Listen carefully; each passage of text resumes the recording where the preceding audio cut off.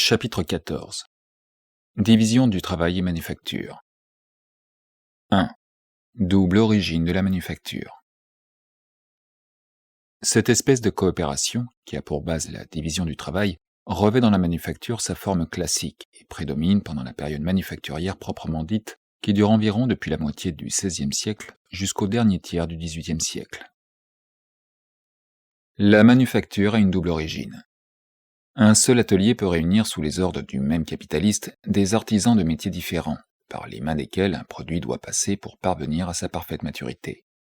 Un carrosse fut le produit collectif des travaux d'un grand nombre d'artisans indépendants les uns des autres tels que charrons, selliers, tailleurs, serruriers, ceinturiers, tourneurs, passementiers, vitriers, peintres, vernisseurs, doreurs, etc.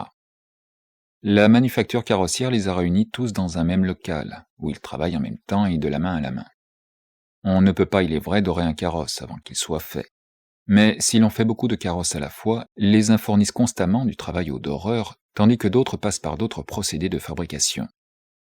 Jusqu'ici, nous sommes encore sur le terrain de la coopération simple, qui trouve tout préparé, son matériel en hommes et en choses. Mais bientôt, il s'y introduit une modification essentielle. Le tailleur, le ceinturier, le serrurier, etc., qui ne sont occupés qu'à la fabrication de carrosses, perdent peu à peu l'habitude et avec elle la capacité d'exercer leur métier dans toute son étendue.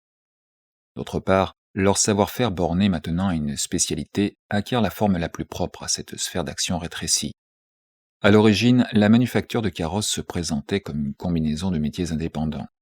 Elle devient peu à peu une division de la production carrossière en ses divers procédés spéciaux, dont chacun se cristallise comme besogne particulière d'un travailleur et dont l'ensemble est exécuté par la réunion de ces travailleurs parcellaires.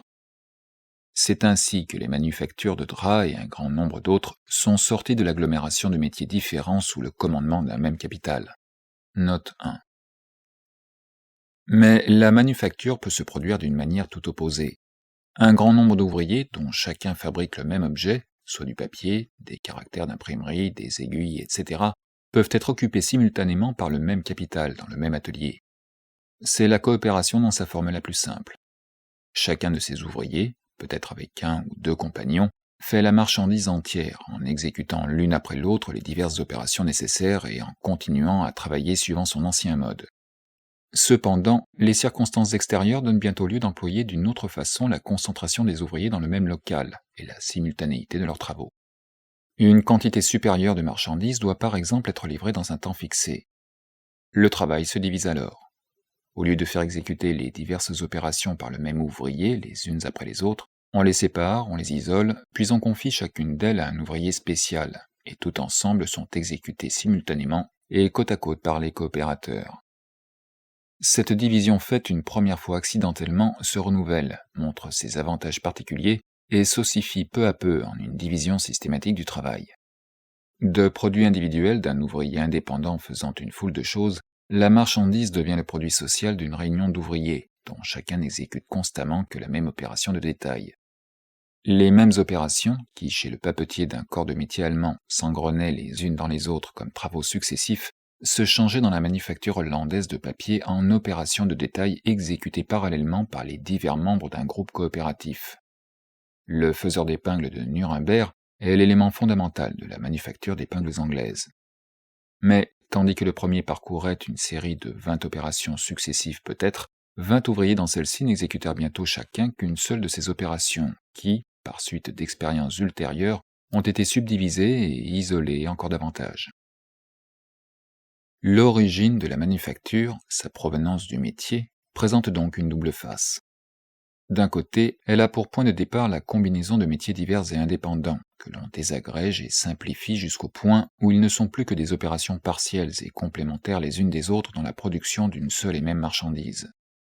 D'un autre côté, elle s'empare de la coopération d'artisans de même genre, décompose le même métier en ses opérations diverses, les isole et les rend indépendantes jusqu'au point où chacune d'elles devient la fonction exclusive d'un travailleur parcellaire. La manufacture introduit donc tantôt la division du travail dans un métier ou bien la développe, tantôt elle combine des métiers distincts et séparés. Mais quel que soit son point de départ, sa forme définitive est la même, un organisme de production dont les membres sont des hommes.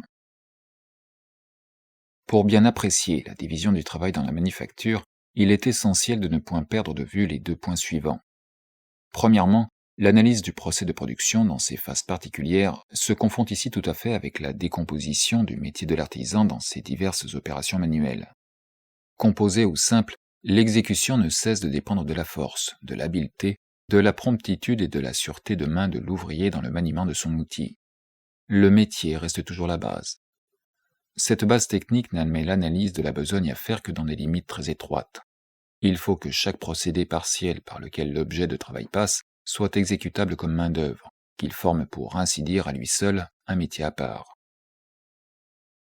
Précisément parce que l'habileté de métier reste le fondement de la manufacture, chaque ouvrier y est approprié à une fonction parcellaire pour toute sa vie. Deuxièmement, la division manufacturière du travail est une coopération d'un genre particulier, et ses avantages proviennent en grande partie non de cette forme particulière, mais de la nature générale de la coopération.